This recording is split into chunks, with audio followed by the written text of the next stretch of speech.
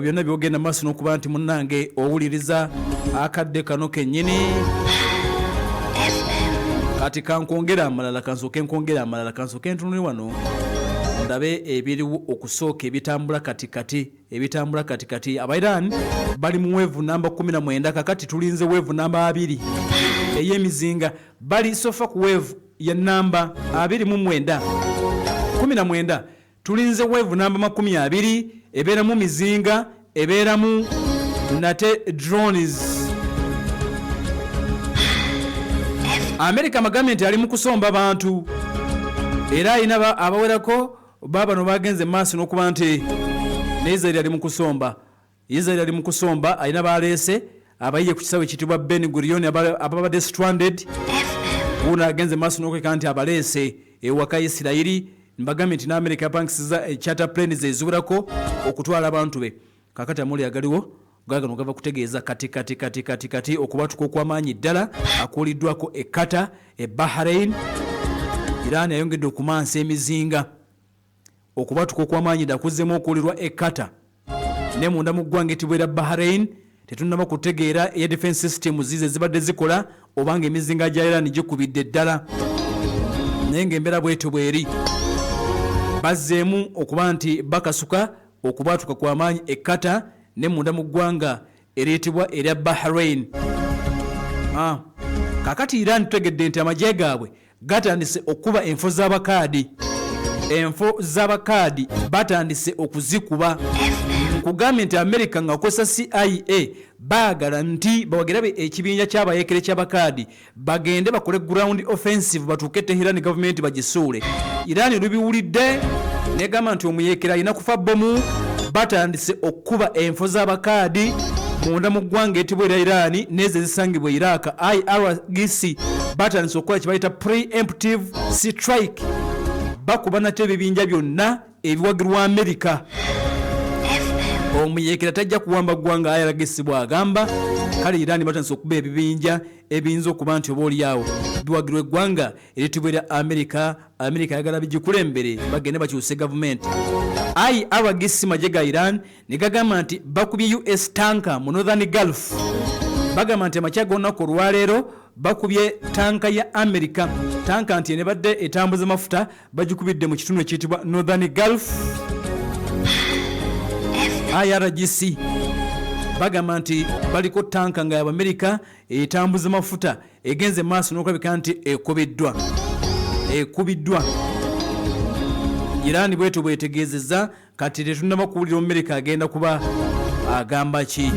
Iran egamba nti civilian sites 15 ze zaakalumbibwa in fact ebadde Red Cross.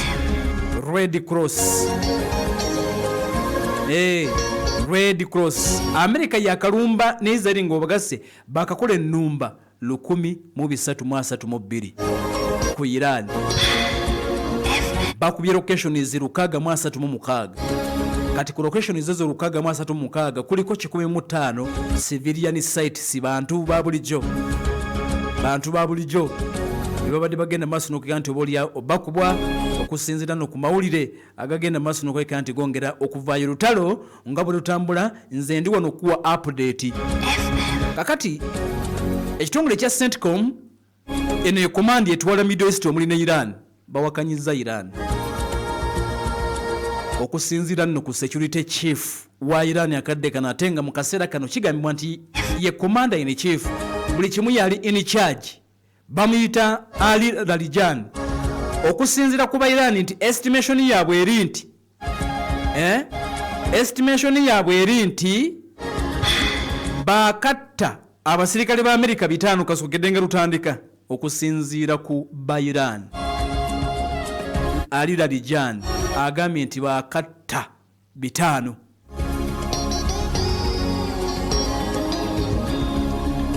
CENTCOM egamba nti figures zino si ntuufu. America agamba nti yakafiirwa abasirikale 6 bokka. Iran agamba nti over 500 bafu mu nkambi ez'enjawulo gye bagenze nga balumba. Bahrain Iran agamba nti ezo besi nzikubye nzisaanyizaawo. Ali Udeid njikubye, Kuwait nkubyeyo, Abu Dhabi nkubye, Dubai nkubyeyo, nakatta 5. America agamba olimba. olimba kale no nga bwe bitambula amawulire gano oluusi tojja gategeera gonna. Kino kituufu nti togenda kutegeera mawulire gonna mu lutalo, tojja kumanya Iran info mmeka ze baakagikubira kubanga tejja tubuulira, launch sites mmeka ze baakagikubira munda mu Iran, era togenda kumanya muwendo gw'abasirikale batuufu aba America bafudde, era ekyo kiveeko kubanga togenda kukitegeera. Go ge mazima gali nti ekyo togenda kukitegeera.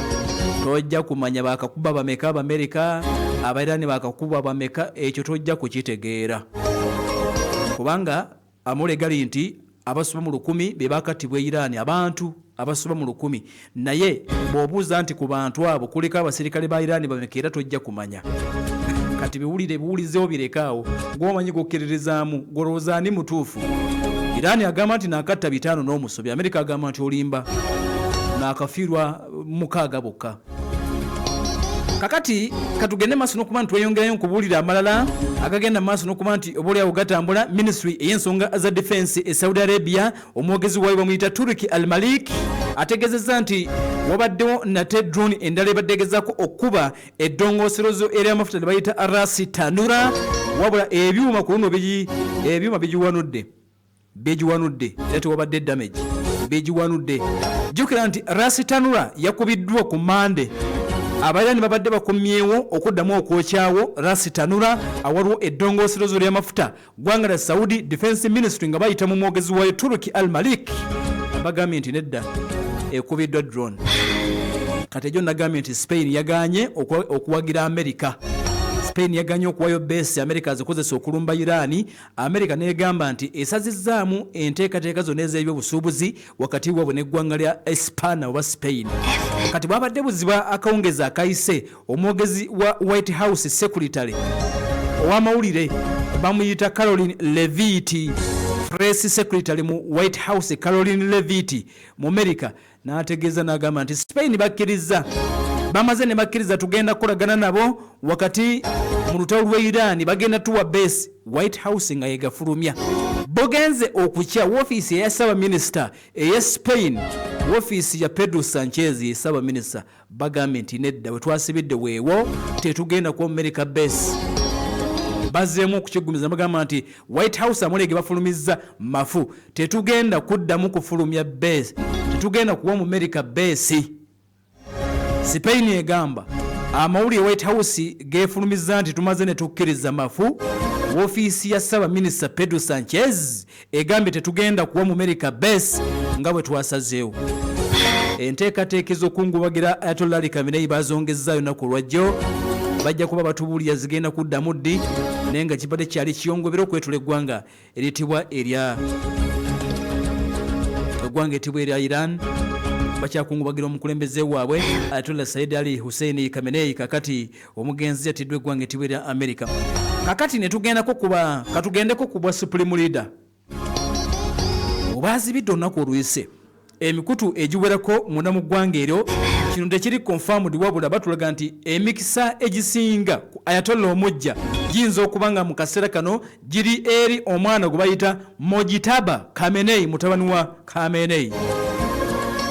Era kambategeeze omanyi buli wosanga eggulire engafu gwe kyokola ng'olinda inside story ng'ojja nkubuulira, okitegedde.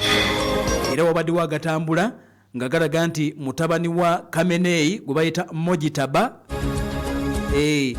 agabadde gatambula nga galaga nti bamulonze dda. Kati amatuufu ge gano, bamulonze dda okubeera Supreme Leader ago mafu. Era bw'oba olina wookirabye oba bw'okiwulidde tokiwa budde nti Iran yafunye Supreme Leader. Ekituufu kiri nti Iran tennaba kufuna Supreme Leader, tebannaba kulangirira muntu yenna. Kati wano tukola fact checking, tebannaba kulangirira muntu yenna, wabula we bwazibidde olunaku lwajjo ng'agava mu nsonda ezeesigika galaga nti omutabani Mojtaba Khamenei yali mu layini oba yakulembeddemu banne mu abo abayinza okubeera considered okufuulibwa Supreme Leader omujja, omulenzi gwe bayita Mojtaba Khamenei. myaka 56 egy'obukulu Mojtaba Khamenei Hossein bamuzaala omwaka 1969 kitegeeza nti wa myaka 56 ekitundu ekiyitibwa Mashhad mu Iran gye bamuzaalira. Amawulire gagenda maaso n'okulabika nti gategeeza nti yali omu ku abo abaali battiddwa naye si matuufu nago. Amawulire agalaga nti Mojtaba yagenda maaso n'okulabika nti yattibwa tegaali matuufu, akyali mulamu, era nga n'amawulire agalaga nti yaliko pulezidenti wa Iran gwe bayita Engineer Mahmoud Ahmadinejad nti yattibwa. Amawulire ago nago si matuufu. Kituufu nti amaka ge baagalumba, wabula nti yali evacuated n'atwalibwa mu kifo ekyekusifu gyali. Kale nno Mojtaba mulamu ne Ahmadinejad tebamuttanga, naye akyali mulamu. Bw'owulira nga bakubuulidde ekitali kituufu ng'okyekengedde ng'ojja wano ku Inside Story nga nkola kinga omanyi okugoberera TikTok, omanyi okugoberera social media, omanyi okugoberera kikaakati. Now frontliner okubeera Ayatollah Dako ye Mojtaba akadde kalo, wabula tewali official announcement yenna by authorities, wabula amawulire g'Isirayiri n'ag'omu Western balipotinze nti Khamenei Mojtaba gwe bayita Mojtaba Khamenei, omusajja gwe bayita Mojtaba, a hardline cleric alinga kitaawe, is the front runner to become the new supreme leader. Njokera nti nnyina yattibwa wakati mu bulumbaganyi obwakolebwa, mukyala we yattibwa wakati mu bulumbaganyi, n'omu ku basesitabe yattibwa wakati mu bulumbaganyi obwa kitaawe Khamenei. Kakati amule galaga nti ye baali bakuba kitaawe yali taliiwo era nti akyali mulamu. Khamenei ono gwe twogerako omujja Mojtaba asuubira okuba nti ye front runner. Talina woofiisi yonna gyali agenze maaso nokaka nti oba oliawo addukanya, talina wantu we yali yeesimbye, naye for decades nti abadde influential figure munda mu ggwanga lya Iran, era abadde omu ku bawabuzi ba kitaawe omugenzi Ayatollah Khamenei, era nti alina ties ez'amaanyi, enkolagana y'amaanyi n'amagye ga revolution ge bayita IRGC, bakulagana bulungi. Myaka mingi amawulire ge badde gamuwandiikako nti ayinza okugenda maaso n'okuba nti asikira kitaawe. Kati embeera bwetyo bweri era bwe bitambula. Amawulire g'ebweru okusinga Isirayiri n'ag'omu Amerika n'awalala bakulaga nti mutabani wa Ayatollah gwe bayita Mojtaba myaka 57, mutabani wa Khamenei ayinza okuba ye front runner akadde kano mu kaseera nga gabadde gawandiika ne ku musajja gwe bayita Ali Reza Arafi nti naye ayinza okuba top front runner kwaba ayinza okuba nti balowoozebwako. But for now Iran tennaba kufuna supreme leader mujja, wabula nga omulenzi Mojtaba amawulire si ge Iran wabula ge Isirayiri ne mu Amerika n'awalala ge gabadde gawandiise gagamba nti okusinziira ku kiriwo ono ayinza okuba nga essaawa yonna bajja kumutongoza nga supreme leader. Webadde tugoberera kasooke tugende kuba new'omusawo musawo Shifo kuba bannaffe abo bakiwaiti asooke atujjanjabe, then ngenda kukomawo n'amawulire amalala ate tugakwongere kubanga gakyaliwo ate mangi. Neyanziza nnyo